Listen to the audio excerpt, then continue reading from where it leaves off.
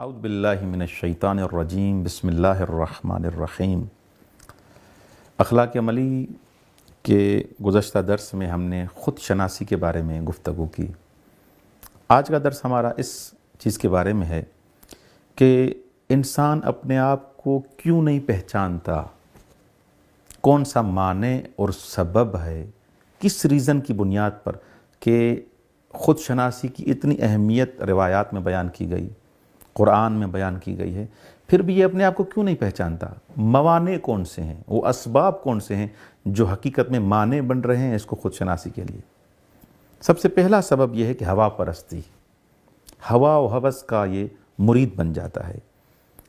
جیسے قرآن کریم میں یہ آیت ہے افرأیت من اتخذ الہہ ہوا وَأَضَلَّهُ اللَّهُ عَلَىٰ عِلْمٍ وَخَتَمَ عَلَىٰ سَمْعِهِ وَقَلْبِهِ وَجَعَلَ عَلَىٰ بَصَرِهِ غِشَاوَةً فَمَنْ يَهْدِيهِ مِنْ بَعْدِ اللَّهِ أَفَلَا تَذَكَّرُونَ۔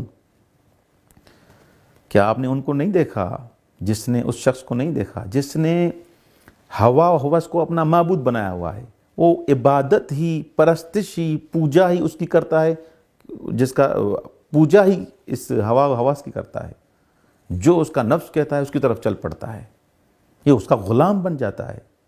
اب جب ایسے ہو جاتا ہے کہ انسان ہوا پرست بن جاتا ہے، خواہشات نفسانی اس انسان پر اتنی غالب کہ اپنی اہمیت ہی کھو بیٹھتا ہے، تو کیا ہو جاتا ہے؟ خداوند متعال اس کے زبان پر، اس کے کانوں پر، اس کے دل پر، اس کی بصارت پر مہر لگا دیتا ہے۔ اب یہ انسان گمراہ ہو چکا ہے۔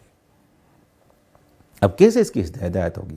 یہ حقیقت میں ایسے نہیں کہ خدا نے اس کو گمراہ کیا ہے، یہ خود اس طرف چل گیا ہے۔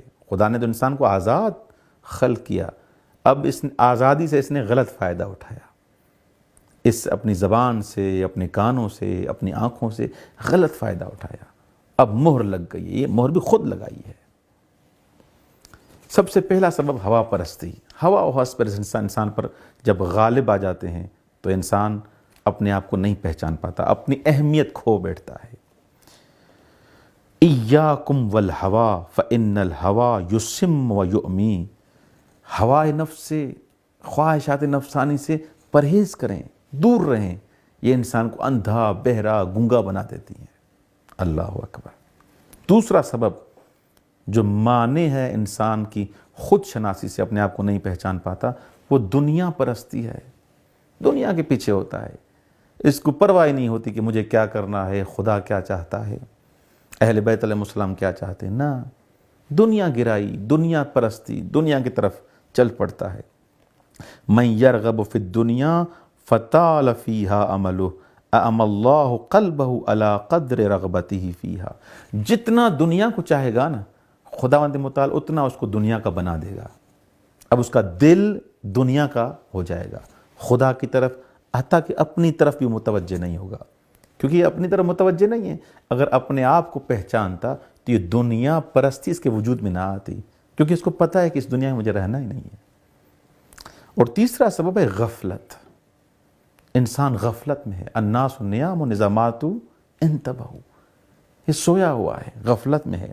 قرآن مجید میں ارشاد ہو رہا ہے وَلَقَدْ ذَرَأْنَا لِجَهَنَّمَ كَثِيرًا مِّنَ الْجِنِّ وَالْإِنسِ لَهُمْ قُلُوبٌ لَا يَفْقَهُونَ بِهَا وَلَهُمْ أَعْيُنٌ لَا يُبْصِرُونَ بِهَا وَلَهُمْ آذَانٌ لَا يَسْمَعُونَ بِهَا أُولَٰئِكَ كَالْأَنْعَامِ بَلْ هُمْ أَضَلُّ أُولَٰئِكَ هُمُ الْغَافِلُونَ۔ یہ افراد، ان کو ہم نے کان دیے تاکہ سنیں، آنکھیں دی تاکہ دیکھیں، دروا کے زبان دی تاکہ اس کے گفتگو کریں، ان کو دل دیے تاکہ اس سے تفقع کریں، غور و فکر کریں، لیکن یہ کیا کرتے ہیں؟ عجیب و غریب کاموں میں پڑ گئے ہیں، غافل ہو گئے ہیں۔ اب قلوب ان کے پاس ہیں لیکن اس سے سوچتے نہیں ہیں، تدبر نہیں کرتے، آنکھیں دی ہیں لیکن آنکھوں سے عجیب و غریب چیزیں دیکھتے ہیں، وہ حقیقت میں جو خداوند متعال نے جس چیز کے لیے آنکھیں دی ہیں وہ چیزیں نہیں دیکھتے۔ ان کی بصارت ختم ہو گئی ہے، بلکہ میں ایسے کہوں بصیرت ختم ہو گئی ہے۔ بصارت ظاہر حساب سے سب کچھ دیکھ رہے ہوتے ہیں لیکن امام سے دور، خدا سے دور۔ مولا علی بن ابی طالب علیہ السلام کا آخر میں یہ فرمان سنتے جائیں، دوام الغفلت تعمی البصیرہ، ہمیشہ جو انسان غفلت میں رہتا ہے یہ انسان کے باطن کو اندھا کر دیتی ہے۔ یہ غفلت، بصیرت انسان کی ختم ہو جاتی ہے۔ یہ جو سنتے ہیں کہ یہ بابصیرت ہے، یہ بے بصیرت ہے، اس کی بصیرت ہی نہیں، یہ وہی انسان ہے جو غفلت میں ہے، دنیا پرست ہو چکا ہے۔ خداوند متعال سے دعا ہے کہ ہمیں اس غفلت سے، ہوا پرستی سے، دنیا پرستی سے ہمیں نجات دے۔ والسلام علیکم ورحمۃ اللہ وبرکاتہ۔